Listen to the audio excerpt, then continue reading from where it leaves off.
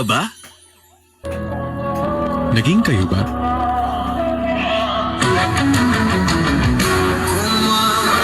Ikaw kasi nasa iyo na, tinatalo mo pa. Paano kung magmahal ka ng isang taong bawal mahalin? Sapagkat siya'y nakalaan na para sa iba. Tatanggapin mo ba siya na mawala para hindi magkasala? O handa kang magkasala, wag lamang siyang mawala?